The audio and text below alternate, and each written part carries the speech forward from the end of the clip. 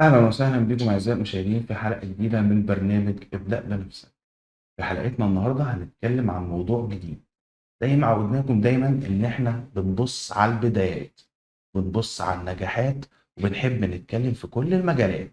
وعلشان كده النهاردة جايين نتكلم في مجال هو مهم جدا ومختلف جدا، يمكن بيخص الستات اكتر، ولكن احنا برضو من حقنا كرجالة نعرف عن المجال ده اكتر واكتر. المجال اللي احنا جايين نتكلم عنه النهاردة هو بيخص الجمال. وطبعا انتوا عارفين ان كلنا بنحب الجمال، وكلنا بنحب نهتم بنفسنا، وبنحب نعرف ازاي نعمل ده. وعلشان طبعا نسأل كل الأسئلة دي لازم يكون معانا حد مختص جدا في المجال ده. وطبعا مش هنلاقي احسن من ضيفتنا النهارده اللي منورانا في الاستوديو، استاذه سحر الراوي. اهلا وسهلا بيك، منوره الدنيا. ازيك يا كريم؟ الحمد لله تمام. والله هي اصلا بتبقى فطره اصلا في الست ان هي امم تبقى مهتمه بنفسها. خلاف تماما بقى موضوع ان احنا بقى التجميل بقى بشكل اوفر عام. قوي اه. والسفر او الكلام ده الموضوع ده كتر. امم لكن هو يعني بشكل عام ان جنرال يعني هي المفروض ان هي حاجه جوه الست. قبل ما نخش في التخصصات، شايفه ان هل ده سبب، يعني ان عدم اهتمام الست بجمالها وشكلها بيبقى سبب من اسباب حالات ازدياد عدد حالات الطلاق في مصر ولا لا؟ يعني بشكل كبير، يعني شايف. اعتقد انه بشكل كبير. طيب دي قصه، هل بقى هو سبب في ان الرجاله تتجوز اكتر من مره؟ لا دي لا معرفش بقى. ازاي؟ مش دي قله اهتمام؟ والله بص، هو في اكيد شريحه من الرجاله بتلجأ اه. ان هي تعمل ده في حاله ما تكون الست مش مهتمه بنفسها. امم بس هي شريحه قليله، ما اعتقدش ان الموضوع اوفر يعني. طيب، ايه الحاجات اللي عامله اليومين دول في مراكز التجميل او في مجالات التجميل بشكل عام؟ اكتر حاجتين مسمعه دلوقتي. والله انا هتكلم عندي انا على ام تي كير عندي في امم السنتر. اكتر حاجه دلوقتي بشوفها اوفر قوي يا اما الكافيار، امم هو ده عندي انا، امم يا اما تقنيات الحواجب المايكرو بليدنج والمايكرو شادنج والشادنج كده يعني. طيب، عاوزين نعرف الفرق ما بين الفيلر والكافيار. دي ماده امم ودي ماده. امم احنا بنختار على اساس ايه؟ على اساس ايه على بقى؟ اساس طبيعه البشره، امم على بيشنت جايه ايه مشكلتها. امم ممكن تيجي عندها تمويجه في الشعر، عندها تقصف، عندها امم تساقط، عايزه تفرد بس، امم انا عايزه اعالج.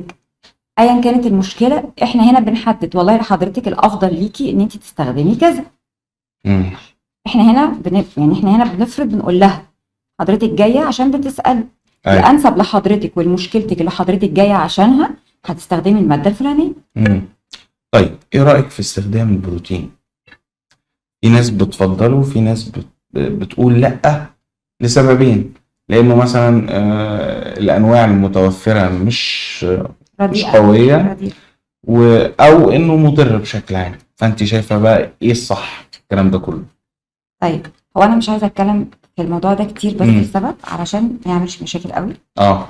هو البروتين للاسف في مصر ما بقاش فيه الجوده اللي هي ما تاذيش الشعرايه وتعالج. امم لان ان وجدت في سنتر اعرف ان انت هتدفع مبلغ رقم. طب في بديل ليه؟ في بديل، في حاجة عندك طبيعية؟ كافيار، عندك بوتوكس، عندك يعني في اه. كذا حل. انما البروتين ابشع حاجه حرفيا. اه. هو علشان كده العروض كترت، اي طول امم شعر ب1000، اي طول شعر ب500. وطبعا علشان الستات عايزه تعمل فبتجري ورا العروض. امم طيب، سؤال تاني. في ناس بتقول إن جلسة الديرمابين بشكل عام ممكن تبقى مؤلمة لا أو خالص. متعبة. لا لا ابدا. اولا مفيش نطمنهم بقى إزاي؟ موضوع انه ينزل دم اوفر ده كذب خالص، مفيش الكلام ده. اه. ان يبقى في الم غير محتمل وانا قاعده متوجعه، ده مش موجود. اه. انت بتيجي عندك مشكله فلانيه في بشرتك، بشوف طبيعه بشرتك ايه وانا بشوف المشكله ايه. امم ما ممكن يكون الحل بتاعك مش جلسه ديرما، ما مظبوط، هي صح. مش جلسه وخلاص. امم بس حضرتك اللي ليكي طول ما انت قاعده في السيشن ما تحسيش باي حاجه. طبعا انت عارفة ان البشرة بتختلف من ست لست تانية. أكيد. ازاي بقى بنقدر نعتني بالبشرة بمختلف انواعها، وبالذات بالذات الدهنية؟ الدهنيه والمختلطه بالنسبه لي انا لما امم بتيجي في علاج او بتيجي في اي سيشن امم ببقى عارفه ان في مجهود عليا انا كشغل. لان هم اكتر بشرتين مشاكلهم كتيره قوي، لان نسبه الدهون اللي تحت الجلد اوفر، فبتعمل مشاكل كتير، بتعمل مسام واسعه، بتعمل ندبات، بتعمل كلف، بتعمل نمش، بتعمل مشاكل كتير قوي. كل ست وليها طبيعه بشره، واكيد كل ست ليها روتين بتاعها، يعني كل واحده ليها الروتين بتاعها. لو الست عرفت ايه طبيعه بشرتها ومشيت على الرولز بتاعتها، مفيش اي سايد افكت هيحصل. انما احنا بنجري ورا اي منتج نازل جديد. طيب انت بما انك صاحبة مكان، تمام، مكان محترم جدا وكبير، ليه ما فكرتيش تعملي زي الناس اللي بتستقطب نجوم تسوق لها، تجيب نجوم تدفع لها فلوس مقابل ان هي تعمل لها شيء معين وتسوق بده؟ عشان بمنتهى البساطه، مع احترامي لكل الناس اللي عملت كده، انا مش محتاجه اعمل ده. انت شغلك هو اللي بيتكلم عنك، انا مش محتاجه حد يعلن عني. يعني انا من يوم ما بدات وفتحت المركز بتاعي ما عنديش الحمد لله ولا بيشنت، سواء كان من جوه مصر او من بره مصر، حد قال المكان ده ضرني في 1 2. فانا مش محتاجه اعمل شو. اعمل شو ليه؟ ايه اكتر حالة جاتلك ويعني انت حسيتي ان انت فعلا عملتي معاها شيء مميز ومختلف جدا، او حسيتي بمدى تعلق الشخص ده بيك؟ يعني انت عملتي له حاجه خلاص تمام، فهو خلاص عرف واقتنع تماما ان انا ايه مش هخرج من المكان ده. كانت في عندي بيشنت اسمها مدام امل من اليمن. امم مدام امل كانت جايه عندها بيجي لك ناس من بره مصر ما شاء الله؟ طبعا. كانت عندها مشكلتين. اول مشكله، خايفه تصبغ شعرها علشان الامونيا اللي في الصبغه مضره طبعا للشعر، فنفسها تصبغه مش عارفه، خايفه. وتاني مشكله، نفسها تنزل من غير ما تحط اي كريم تفتيح، تنزل بزهوه بشرتها. كانت جايه في مشكلتين.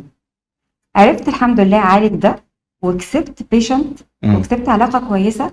هو ده بالنسبه لي المكسب، مش المكسب ان انا اجيب حد يعلن عن شغل. لا طبعا. طيب امال ايه المكسب الحقيقي؟ سمعتك. سمعتك وسمعة مكانك، هو ده المكسب الحقيقي. طيب بما انك بقى يعني واضح طبعا ان انت تعبتي جدا في شغلك، مين دعمك في ده؟ والله انا اللي دعمني في ده الحمد لله، يعني كان عندي يقين ان انا هعرف اوصل. هو ربنا سبحانه وتعالى قبل اي حاجه. واللي دعمني في ده شخص في حياتي، يعني هو كان واقف في ظهري بصراحه خطوه بخطوه. ماشي، وايه اللي قبلك بقى يعني من مطبات وقدرتي طبعا تتغلبي عليها وتتخطيها؟ والله اهم المطبات دي انك طلعت في وسط مجال وفي وسط سوق كله عايز يثبت نفسه، بس للاسف بطريقه غلط. فكان صعب جدا انك تعرف تثبت ان مكانك ده مكان كويس، الكواليتي كويسه، الماتيريال هايله، الايد اللي بتشتغل هتعرف تديك اللي انت عايزه. يعني انا قسم السكين كير بتاعي انا مفيش حاجه اسمها حد يعمل جلسه غيري، مفيش. يعني انت بتشتغلي بنفسك بايدك؟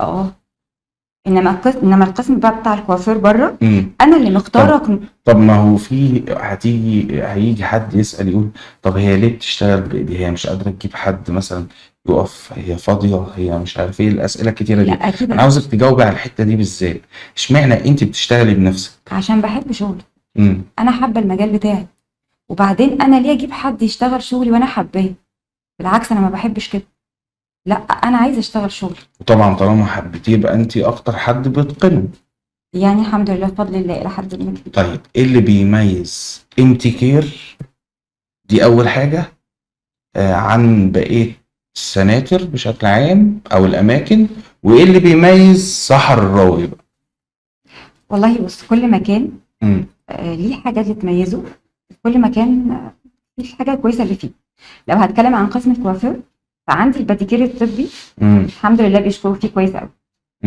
ولو هتكلم عن قسم السكين كير بتاعي، فعندي الكافيار بزود فيه هايلورونيك اسيد عشان اضمن افكت اعلى، ودي مش هتلاقيها بسهوله بره. مظبوط. ايه اللي بيميز سحر؟ اني حابه شغلي قوي، والموضوع بالنسبه لي مش ماده، الموضوع قد ما هي سمعه. انا شايفاها كده. طيب عايز نصيحتين. نصيحه للجمهور او للستات بقى بالذات ونصيحة تانية للي حابين يبدأوا في مجال. والله اللي حابين يبداوا في يعني مجالي، انت معاكي الكاميرا بقى وانصحي. طيب هو اللي حابين يبداوا في مجالي، اهم حاجه لازم تعرفيها او تعرفها لو هو هيبقى صاحب المكان الليدر بتاعه، انه مكانك عشان تعرف تبقى مميز عن غيرك، يبقى سمعتك، يبقى جوده الماتيريال بتاعتك، يبقى ما ينفعش تخدع بيشنت عندك، علشان لو بيشنت خرج من عندك وهو شايف انه اتضر فشيء طبيعي انه مش هيرجع لك تاني، وانت كده اللي خسران مش هو. كان قلت لي ايه كمان؟ ايه اللي بيميز امتي كير؟ قلنا نصيحة للجمهور، وقلنا كمان نصيحة تانية لمين؟ للي حابب يبدأ في مجالك. طيب النصيحه لاي ست مم. انه انت تقدري تبقي انت طبيبه نفسك، او اللي هو انت تعرفي تحافظي على نفسك من غير ما تلجئي حتى لاي سنتر زيي. طول ما انت عارفه الرولز بتاعتك ايه هي، هتمشي على ايه، ايه الغسول بتاعك، ايه الصن بلوك بتاعك، ايه كريم المرطب بتاعك، ازاي اعرف اعمل سكرابات لنفسي امتى وازاي وفين وكام يوم في الشهر. في حاجات معينه لو مشيتي عليها انت هتبقي بتعملي كل حاجه لنفسك، مش محتاجه تروحي مكان. طبعا يعني احنا كلنا بنشكرك على النصائح الجميلة دي وعلى الكلام الممتاز اللي اكيد طبعا كل الجمهور استفاد منه. وطبعا انا في نهاية حلقتي حابب اقول جملة بتتقال دايما بس احنا هنصححها في الاخر. بيقول لك كل ما بتعمل زوم كل ما الكواليتي تقل، بس هي مش شرط تقل، هو ممكن كل ما نعمل زوم كل ما الامور توضح اكتر. وده اللي احنا كنا بنعمله معاكم النهارده في الحلقة. طبعا حابين نشكركم جدا واستنونا في حلقة جديدة من برنامج ابدأ بنفسك.